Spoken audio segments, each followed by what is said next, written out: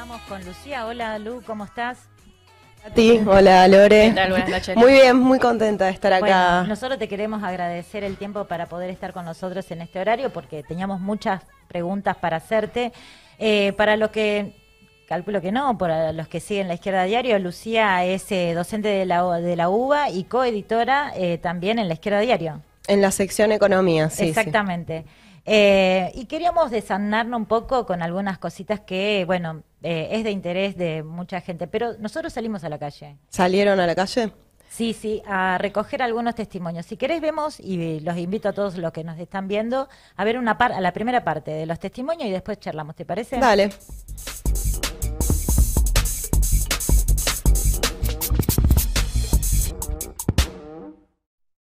Nos acercamos hasta la estación Retiro para consultar con la gente qué es lo que piensa del pago al Fondo Monetario Internacional, qué es lo que sabe del acuerdo que se está haciendo y qué implica para las condiciones de vida del pueblo trabajador. Bueno, creo que tendría que haber un ajuste en la política para evitar que roben y en principio poder pagar con lo que la gente se roba en la política, en el tema de construcción, sobornos y todas esas cosas. Si no paran de robarnos, bueno, será cuestión de que no roben tanto y que den esa plata para pagarle al fondo y que no juegan al resto. Yo no sé mucho, pero me parece que es mucha plata lo que se debe y nosotros no podemos andar los pobres lidiando con esas cosas, porque es mucha plata. Plata que no usamos nosotros, plata que usan los demás. Porque a nosotros lo dan 0 pesos, nosotros, mirá, yo estoy con este trapito cuidando coches acá, tratando de hacer para comer esta noche y todos los días ando así. Sí, primero que los trabajadores no estamos ganando una X cantidad de pesos y el gobierno sigue sacando porque nosotros ¿cuánto hace que no tenemos aumento? Nosotros estamos como antes de que empezó el gobierno ya veníamos mal con Macri y seguimos muy mal ahora, ese es el problema. ¿Para qué se utilizó, digamos, la toma de deuda? Bueno, eso lo tenemos que preguntar a Macri. ¿Qué hicieron con la plata? Pero no solamente Macri fue el malo, venimos ya de procesos anteriores, de Cristina, de Macri, y ahora con este gobierno que nos damos pie con bola directamente, ¿no? Cada vez estamos más endeudados, No tengo idea porque no estoy mirando la tele, trabajo mucho porque no me alcanza. ¿De qué trabaja? Soy ama de casa, muy difícil. Tengo que trabajar de lunes a lunes para sobrevivir, porque no me alcanza. Sí, en el country trabajo los fines de semana, hace 10 años en negro. Y después, acá en Capital, hace un mes que me está así peleando para que me ponga en blanco. Porque no sé qué le pasa a la gente que no quiere poner en blanco. Y no me alcanza para nada cuando trabajo. Cobro 10.000 por quincena en uno y en uno cobro 30.000 por mes. Ella tiene su trabajo, todo. Y nos llegamos a fin de mes. ¿Cuándo viví también, no? Y pagamos alquiler, pagamos la luz, la comida, la ropa, se va todo y no te alcanza. A fin de mes ya me quedan los últimos 300 pesos que tengo que tirar hasta el viernes ahora. Ahora saco cortapasta, no hago ni 2 pesos, porque la gente no tiene tampoco para pagar. El problema es hacer trabajo, que haya trabajo nomás. Eso, la gente queremos laburar, nada más. No sabes qué va a pasar en este país, está indeciso y yo no creo que la solución sea el año que viene, como mucha gente dice, bueno, esperemos hasta el año que viene mal.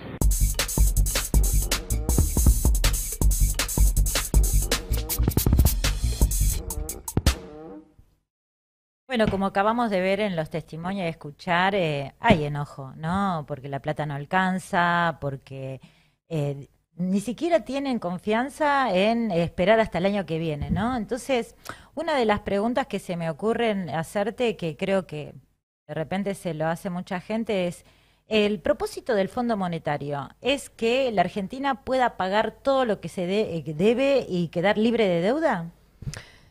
Bueno, el propósito del Fondo Monetario en Argentina y en cada vez que hace un préstamo, que le llaman préstamos de rescate en general para los países, no es para liberar a los países de su deuda, de su carga de la deuda con los fondos privados, o para mejorar las condiciones del país, sino que como bien decían ahí muchos de los que estaban entrevistando en la calle, ni uno de esos pesos, ni uno de esos dólares que llegaron del fondo los vimos concretados en infraestructura, en mejora de educación, en mejora de la salud.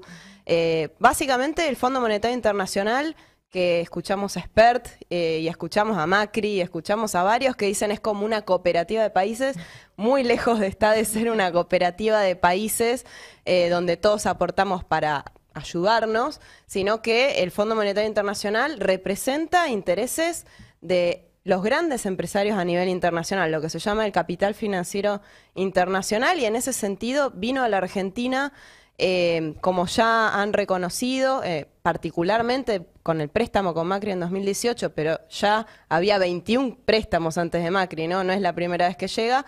Vino a la Argentina para rescatar a los fondos acreedores que querían irse del país, eso lo reconoció Macri, lo reconoció Guzmán.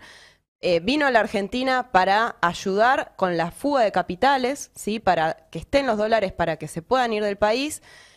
Pero tuvo un propósito mayor, porque en general el gobierno dice vino a rescatar o vino a financiarle la campaña a Macri, ¿no? Bueno, ¿a qué se refería? Justamente a ayudar a que estos fondos se puedan ir del país. Pero es más que eso, tuvo una injerencia, o sea, el objetivo principal es tener una injerencia sobre el país y asegurarse, porque era un préstamo totalmente impagable, 57.000 millones. El más grande. El más grande es que le otorgó alguna vez a un país que no se terminó de desembolsar, se desembolsaron 44.000 millones, pero era el préstamo más grande, y asegurarse que independientemente de si a Macri, que era al que vinieron a financiar, le iba bien, o si ganaba el peronismo, el Frente de Todos, ellos iban a seguir de alguna manera monitoreando y estableciendo las directrices de la política argentina. Entonces me parece que ese es el objetivo del Fondo Monetario y más en general de las deudas externas, sea con organismos internacionales o sea con los fondos privados. Siempre la idea es que los países sigan endeudados, porque el negocio, sobre todo los prestamistas privados, de los grandes fondos de inversión como BlackRock, que hemos escuchado y todo, es cobrar los intereses. O sea, el negocio es que los países dependientes o emergentes, como se les llama, subdesarrollados, sigan endeudados en ese círculo vicioso que se le dice, porque nunca se puede salir, porque ese es el objetivo, ¿no? Claro. Seguirnos sometiendo de esa manera. Y el FMI viene a representar esos intereses. En pocas palabras, el gran propósito no es solamente querer cobrar, sino dirigir los destinos de cada uno de todos nosotros, ¿no? En eso. Claro, y particularmente ahí no solamente representa el capital financiero internacional, que hacemos estos fondos de inversión, que muchos se les llama fondos buitre porque son grandes especuladores, sino también favorecen a los empresarios que hacen negocios acá adentro, porque la agenda que traen para implementar los ajustes para que estén los dólares para pagar la deuda es una agenda de reformas que atacan nuestros derechos, que se les llama reformas estructurales, o también les llamamos contrarreformas porque vienen a quitarnos derechos como la laboral, la previsional, la reforma tributaria. A través de todas esas reformas es como que garantizan también la vuelta de esos dólares para el pago de la deuda, pero también con una receta concreta que es un grillete que nos ponen cada uno de los gobiernos que fue aceptando este tipo de acuerdos y de devolución de esos dólares que van entrando. Es un grillete, como vos decís, o sea, es una agenda de reformas para al mismo tiempo garantizar las condiciones en que trabajamos, en que nos explotan, ¿no? En que sacan una parte de nuestro trabajo para garantizar esos negocios. O sea, la reforma laboral que tanto se discutió y que no necesariamente es una ley que avanza por convenio, ustedes lo han tratado acá en este programa, o la reforma previsional que ya se aplicó. O sea, no es solamente el ajuste que viene, sino que ya se viene haciendo los deberes para eso. Vino a rebajar las jubilaciones, a consolidar el ajuste que hizo Macri, esos 20 puntos en salarios y jubilaciones que no se van a recuperar, ¿no? Que de ninguna manera se recuperaron, al contrario, se profundizó ese deterioro. Bueno, todo eso tiene que ver con esta agenda de reformas antiobreras contra nuestros derechos, que va más allá de garantizar los dólares para pagar la deuda, es asegurar las condiciones de esos negocios de los grandes capitalistas. Exactamente. Está bien. Vemos la segunda parte también de los testimonios que se recogieron en la calle.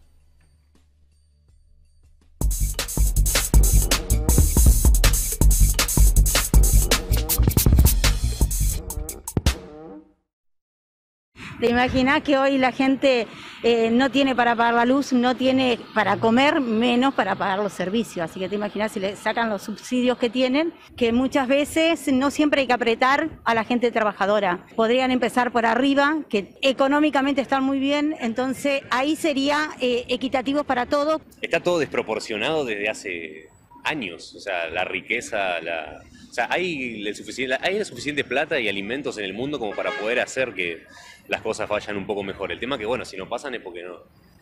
Los que pueden hacerlo no lo hacen. ¿Quiénes son esos sectores para vos? Y los sectores son los de arriba, los que tienen, yo lo que es el tema del campo, fíjate los mercados, las grandes industrias, ¿no? Que te dicen, por ejemplo, que te van a bajar lo que es mercadería y vos te encontrás que todos los días están aumentando. Entonces es un sector el que aumenta y lo que se llena es su bolsillo. No, yo no hay que pagar nada. Para mí no hay que pagar un carajo.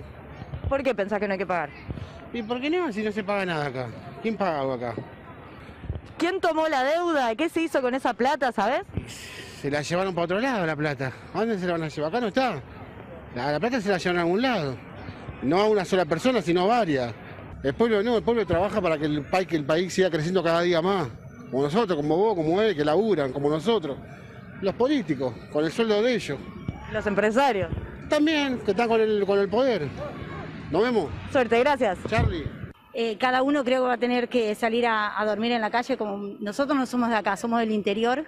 Por ahí no se ve tantas estas cosas como se ve acá en Buenos Aires, pero hoy vimos tanta gente tirada en la calle, durmiendo, que vos no podés creer un país tan rico como es la Argentina y que pasen estas cosas. Nada más importante que ocuparse de los problemas urgentes.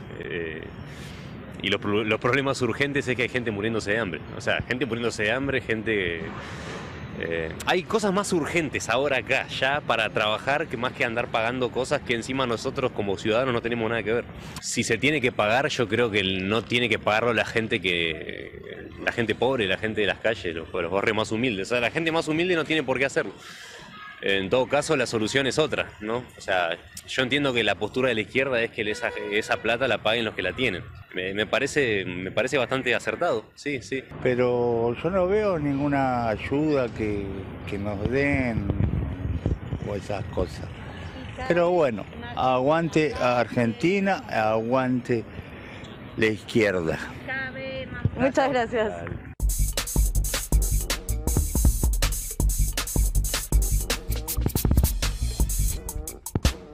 Bueno, ahí veíamos muy interesante todo lo que se fue recogiendo en la calle, ¿no? Y bueno, y seguimos acá con Lucía, que ella es economista, docente de la UBA, trabajadora estatal también. Lo tengo que decir. También es trabajadora estatal. Y bueno, no, y queríamos también saber, digo, hay algo que la calle lo va diciendo también, pero ¿por qué se dice que el FMI responde a los intereses de Estados Unidos? ¿En qué se expresa, no, concretamente eso que tan ligado siempre el FMI a Estados Unidos? Bueno, un poco lo que conversábamos recién, acá yo me quedé pensando, hay una especialista en la deuda que es Noemí Brenta, que escribió mucho, estudió mucho el tema de las relaciones con el Fondo Monetario Internacional, y lo que decía justamente con el préstamo con la Argentina se vio que fue un préstamo que fue presionado por el gobierno de Estados Unidos para que salga, para favorecerlo a Macri también, pero para tener injerencia en nuestro país. Una cosa que recién hablábamos y por ahí tiene que quedar claro, el préstamo del Fondo Monetario es ilegítimo porque, digo, toda la deuda tiene un origen bastante fraudulento, sobre todo en la dictadura, pero este último, que es el que ahora se está renegociando, es totalmente ilegítimo y en economía existe una forma de llamarlo, en realidad en el derecho internacional, que es la deuda odiosa, que tiene que ver con que el FMI cuando le prestó a la Argentina por esta presión del gobierno de Trump, ya sabía que era una deuda impagable. Entonces, ¿por qué le prestó? O sea, era obvio que se iban a sentar a los 3 años, porque el año que viene hay un vencimiento de $20.000 millones, el otro año de otros $20.000 millones. La Argentina jamás va a tener esos recursos, ni los tenía en 2018, ni era esperable que los tuviera. Entonces, ¿por qué le prestó eso sabiendo que se iban a tener que sentar a renegociar de mínima? Bueno, eso tiene que ver con una de las definiciones de deuda odiosa, que es que se toma los prestamistas, digamos, los que dan, los acreedores que otorgan esos préstamos, ya saben que le están prestando a alguien que no lo va a poder devolver. O sea que, de alguna manera, va a tener un dominio, va a tener un control sobre esa otra persona que va a quedar atada a eso. Y en segundo lugar, que se toma a espaldas de los intereses de las mayorías sociales. Por eso, muchos de los comentarios que recién ustedes recopilaron de la calle expresaban eso, ¿no? O sea, ¿por qué lo tenemos que pagar nosotros? Se tomó a espaldas, no solo porque no se consultó, sino porque era para favorecer a los intereses de una minoría. Entonces me parece que ahí completamos un poco esta cuestión de Estados Unidos, que además tiene la mayoría digamos, tiene poder de veto en las decisiones del FMI porque tiene la mayor cantidad de votos de lo que ahí se decida, ¿no? Claro. Pero bueno, sabemos que detrás de cada préstamo del FMI está el Tesoro de Estados Unidos, está el gobierno de Estados Unidos presionando para que salga de una u otra manera. Claro, y yo, o sea, estaba escuchando ahí los comentarios que estábamos recopilando de la calle. Hay gente que evidentemente porque está laburando todo el día, porque no le alcanza la plata, porque llegan a sus casas y seguramente no ven todo el tiempo las noticias, que esto y el otro, pero sí lo viven cotidianamente en todas las cosas que aumentan, bueno, que nosotros enumeramos al comienzo del programa y causa angustia, ¿no es cierto? Y aparte que mucha de esta gente seguramente había votado a Alberto con la promesa de revisar esa deuda, no de pagarla, ¿no? Y al final, tiene razón Cristina, somos pagadores seriales incluso sobre la base de y sobre las espaldas de miles de familias que hoy la estamos pasando mal, desgraciadamente. Entonces me viene a la memoria que siempre todos los políticos, todos, la oposición, el oficialismo, no se salva ninguno, dicen, bueno, esto es como en tu casa, como la familia, ¿no? Si tenés una deuda, hay que pagarla. Pero las familias no se pueden comparar con la deuda que contrajiste con el FMI. No, de ninguna manera, o sea, no es comparable. Es falso eso. No es como una deuda que tomamos y que una gestión o una administración, o todos nosotros, suponiendo que tomamos esas decisiones, tomamos malas decisiones y lo derrochamos. Porque un poco al compararlo con una familia, lo que están diciendo es, mira, vos te endeudaste para, no sé, comprar el auto y te compraste un Audi, no sé, ¿viste? Y la verdad que no tiene mucho que ver con eso. ¿Por qué no lo comparan con una empresa, por ejemplo? Porque al interior de una familia, vos no vivís con un patrón, por ejemplo, claro, que te está diciendo cuánto te va a pagar, ¿no? Que tenés que permanentemente negociar con alguien que vive de tu trabajo. Pero en una empresa sí, a mí me parece más comparable con una empresa en donde los empresarios tienen esta conducta de vaciamiento que han habido, como por ejemplo en Sanón y en varias empresas que tienen una política de vaciamiento y después se van y le dejan la hipoteca a los trabajadores que se hacen cargo de la empresa. Bueno, me parece que es más comparable con eso que con una familia, porque en ese caso, digamos, queda claro que hay intereses encontrados. O sea, en una nación, en un país como la Argentina, no somos todos en el mismo nivel. Hay intereses contradictorios y quienes toman esas deudas, quienes deciden esas deudas en nombre de todos, bueno, después le dejan la deuda a los que menos tienen, a los que lo vivimos cotidianamente. Y yo también me quedé pensando en esto que decían recién los distintos, bueno, vecinos que están ahí, los distintos trabajadores, porque hay una cuestión con que parecería que a veces no queda claro que la crisis que estamos viviendo, que la situación difícil laboral que estamos viviendo tenga que ver con el FMI. De hecho, todavía por ahí hay ciertas dudas de que FMI se llevó al ajuste, o sea, el gobierno tuvo toda una campaña para decir que se puede llegar a un acuerdo con el FMI que no implique ajuste, ¿no? Que es totalmente falso, ¿no?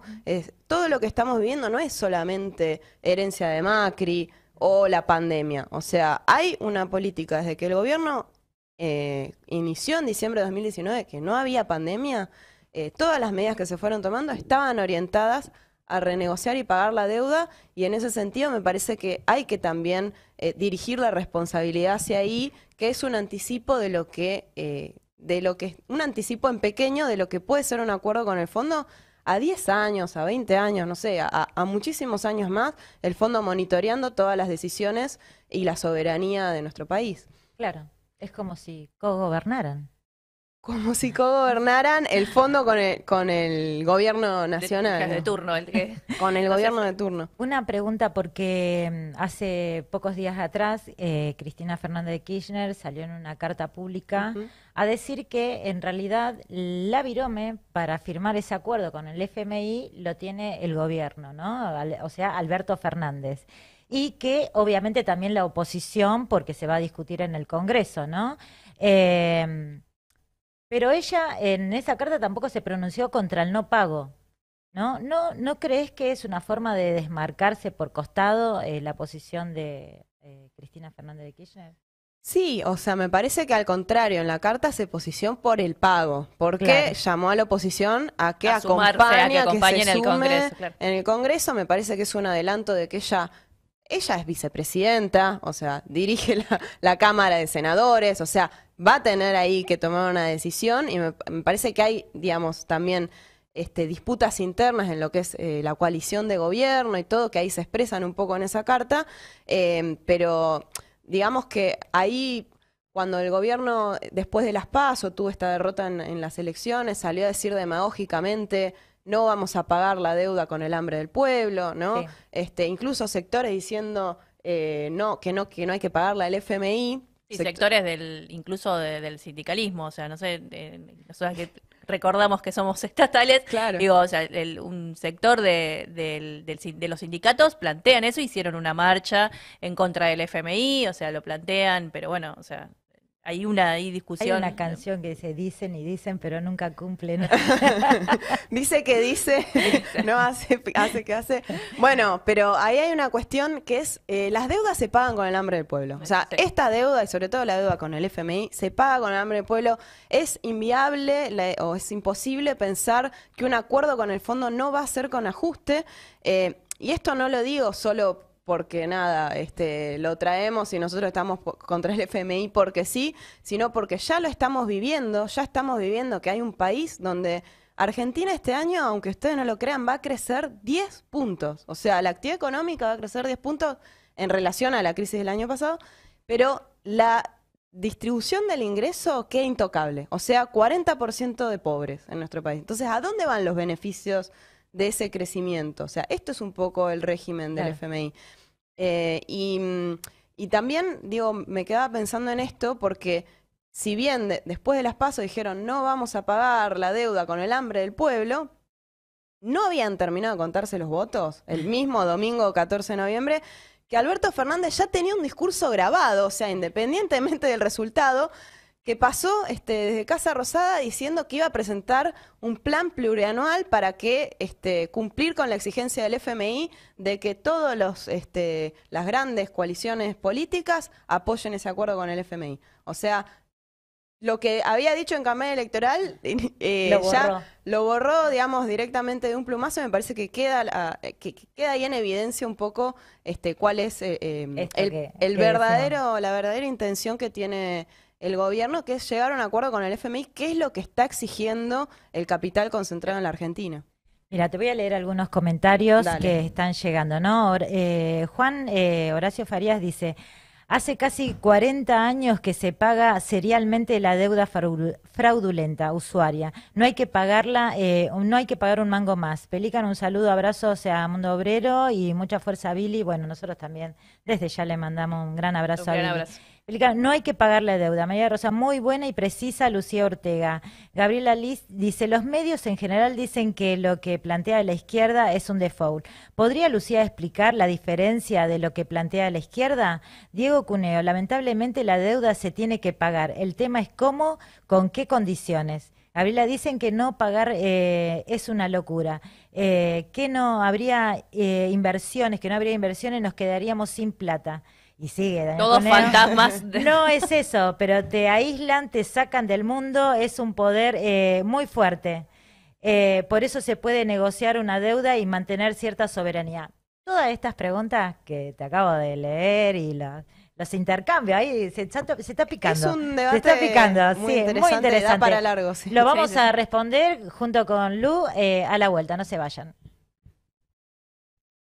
No hay más de lo que querés. No hay más de lo que querés. Te doy todo lo que digo, estás con él o estás conmigo, y contra todo el enemigo, por el juicio y el castigo, por las rutas que te sigo, por las hojas muere el trigo y el silencio del testigo. Si te doy después te pido el corazón y su latido, atravesado por Cupido, toda guerra y su sentido, el opresor y el oprimido, hasta dónde estás metido, el territorio está vendido, una mujer y su marido, el futuro herido. No hay más de lo que querés, mucho menos de lo que necesitas. Vos avísame a qué hora te eclipsas, voy a estar despierta a ver si te acercas. Vos fíjate bien lo que querés, seguro que es más de lo que necesitas. Vos avísame a qué hora te eclipsas, voy a estar despierta a ver si nos chocas. No hay más de lo que querés, mucho menos de lo que necesitas. Vos avísame a qué hora te eclipsas, voy a estar despierta a ver si te acercas. Sonido con el que activo, esto es más que lucrativo, el camino a seguir seguramente es el que esquivo. Siempre hay más de un motivo de escribir esto que escribo, una potra sin estribo en un momento decisivo. Nada doy, nada recibo, me acuerdo cuando caíste preso en ese operativo, su aparato represivo y el poder siempre abusivo del poder adquisitivo. Te invito a flashearla en vivo, esto es autogestivo, te invito a flashearla en vivo. Vos fíjate bien lo que querés, seguro que es más de lo que necesitas. Vos avísame si esta noche te eclipsas, voy a estar despierta a ver si no chocas. No hay más de lo que querés. Olvídate de la deuda con los acreedores privados que ya renegociamos, que son casi 60.000 millones de dólares. Los 44.000 millones de dólares que tomamos con el Fondo Monetario Internacional equivalen a que cada argentino le debe al FMI 1.000 dólares. Cada uno de los que estamos acá viendo la televisión, más los que están viendo otros canales, todos los argentinos le debemos 1.000 dólares al Fondo Monetario Internacional. Bueno, ahí lo veíamos a Santoro, ¿no? Acá tenemos 1.000, y después estuve viendo comentarios y análisis sobre esto, lo que dijo, y algunos dicen que es mucho más lo que debemos cada uno. Así que, o sea, es más y más y más, pero bueno, toda una declaración, ¿no? Sí, o sea, ojalá tuviésemos 1.000, Claro. o sea, el problema ahí Los es que debemos, no. pero nunca los vimos. Esos... No, es que me parece que no, los argentinos no le debemos 1.000 dólares cada uno. No. O sea, para dimensionar lo que representa la deuda como peso, como carga hacia nuestro país, es una declaración muy fuerte que nos ayuda a pensar lo importante que es y el grillete, como vos decís. Ahora, no le debemos. O sea, por lo que dijimos antes, es una deuda ilegítima que no vino... no tuvo nada que ver con las necesidades de las mayorías sociales, no le debemos esa plata al FMI, por eso nosotros planteamos el desconocimiento soberano.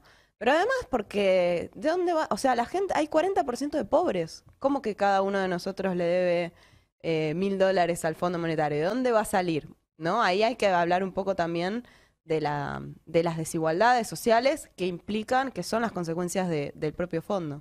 Sí, aparte son más que, yo sí tomando lo que decía Santoro, y cuando vos pensás, por ejemplo, hoy salieron los datos del INDEC de pobreza, Claro. que la verdad que son terribles, y yo voy a solamente ver la última parte, dice, a raíz de esta situación, el 62% de estos hogares, o sea, 3.9 millones, se enfrentan a una reducción de sus ingresos, y casi 4 de cada 10 se dejó de comprar algún alimento por no tener dinero. O sea, que si vos estás viendo que la mitad del país está por debajo de la línea de pobreza, que hay chicos que no tienen para comer, bueno, lo vimos en la pandemia, que no tenían acceso a poder estudiar, que los trabajadores de la salud no solamente no son reconocidos como trabajadores profesionales, sino que también cobran salarios de miseria. O sea, tenés más de un argumento para decir, mira, no lo tenemos a un palo por persona, son más que argumentos para decir que no se debe pagar la deuda. Totalmente, y ahí me quedé O sea, pensando... ¿con qué cara vos decís semejante barbaridad? Hablas de 1 millón de pesos así tan descaradamente cuando hay gente que dejó de comprar cosas básicas para poder alimentarse, ¿no? ¿Con qué cara vos decís que tenemos que hacer un esfuerzo todos si hay gente que no tiene? Yo le diría, viví con 40 lucas. ¿Qué le responderían a Santoro? Estaría bueno para Que la viva con 40 preguntar lucas. ahí. Para la pregunta en la calle, ¿no? Claro. Por esto quieren, digo, eso, construir ese sentido común de que lo que se va a pagar, lo que se va a a reestructurar la deuda y todo, o sea, como que bueno, que somos todos responsables y quieren seguir generando eso, ese sentido común de que bueno, esa cosa de que hay que pagarlo, de que lo tenemos que pagar, bueno, y varias de las preguntas que estuvieron haciendo ahí en el chat, ¿no? Que eso es sentido común de tipo, ¿qué pasa si no pagamos? ¿No? Que nos bueno, invaden, ¿no? Sí, aparte si tenemos en cuenta que creo que, bueno, recomendamos el documental de Berko, que lo explica muy bien. De Alejandro Berkovich. Sí, Berkovich. Fondo que se llama. Claro, que este sería, desde Alzogaray a la fecha, ya la 23-24 negociación con el FMI, y así nos va. Cada vez nos estamos hundiendo más. O sea, pasan todos los gobiernos y las deudas quedan, y nosotros cada vez en peores condiciones, o sea... Las deudas quedan, desde la dictadura hasta acá se pagaron más de 600.000 millones de dólares. ¿Cuánto es eso? Bueno, prácticamente 1 año y medio de toda la riqueza que se produce en el país. 600.000 millones de dólares, más de eso. Y la deuda se multiplicó por 43. Entonces, me parece que ahí es para pensar, ¿no? Si seguir pagando la deuda es la manera en que vamos a salir de estas crisis recurrentes que tiene la Argentina y que nos impactan más a nosotros como trabajadores. Hay otro testimonio para charlar, que también es de parte de los integrantes del Frente de Todos, que es de Grabois, que también estuvo en una entrevista con Berkovich, y esto decía. No, nosotros tenemos una pequeña fuerza parlamentaria que va a plantear una pequeña negociación. Es decir, que frente a un plan plurianual de garantías para el Fondo Monetario Internacional, tiene que haber un plan plurianual de garantías para el pueblo pobre de la Argentina, que incluya, por ejemplo, el salario básico universal para 9 millones de argentinos que no tienen ingresos regulares para sostener una vida. Pero Juan, que supera la línea de indigencia. Pero eso está abiertamente en contra de lo que el Fondo Monetario le receta a todos los países que refinancian. Entonces nosotros no votaremos el acuerdo. No, en este caso no cumpliremos con la disciplina de bloque. Bueno, es un poco... Yo creo que en esta situación, por lo que venimos charlando ya, y que no nos puede ser indiferente, ni podemos humanizar la pobreza, la miseria, las cosas que nos pasan todo el día, los despidos, bueno, las condiciones de las mujeres, que somos las que más lo sufrimos, porque hay bajos presupuestos también, o sea, se recortó todo, no se puede humanizar, y como que no hay espacio para tibios, ¿no? En esta situación. Ahora, vos, ¿cómo me explicarías esto? ¿Cómo nos explicaría esto de la renta universal? Si es viable. Bien, primero que no me parece que nos está tomando el pelo, porque es inviable pensar que un acuerdo con el FMI va a venir de la mano de una política como la renta universal, y como esa renta universal que él propone, ni siquiera como una medida transitoria. O sea, el Fondo Monetario acá viene a recortar, o sea, lo que hizo el Fondo Monetario fue pedirle a Guzmán, y Guzmán le hizo caso, en sacar el IFE. Claro. Entonces me parece que eso es algo inviable, seguir generando esta ilusión de que puede haber un acuerdo que no implique ajuste, ¿no? Tratando de, como vos decías, seguir fomentando esa idea, por un lado, y después lo que vos decías, ¿no? Me parece que hay que pensar salidas más profundas, de trabajo con derechos, no... más allá de un ingreso de emergencia que en este momento muchas personas necesitan, y me parece que es fundamental que se piense una medida de emergencia como esa. A la larga lo que nosotros proponemos, y esto ya entrando un poco más en algunas preguntas que hacían los oyentes, lo que nosotros proponemos es una salida estructural más profunda, una salida de desarrollo con crecimiento, ¿no? Tratando de, por ejemplo, compatibilizar nuestro trabajo con nuestro ocio, con nuestra vida familiar, con la posibilidad de mejorar nuestras condiciones de vida, de repartir las horas de trabajo entre ocupados y desocupados, y que implica también repartir las tareas que son domésticas no remuneradas, por ejemplo, que hacemos la mayoría de las mujeres. Bueno, toda una perspectiva que no tiene mucho que ver con una renta universal, que es un parche, ¿no? Que por ahí se plantea mucho quitarle a los ricos para darle a los pobres.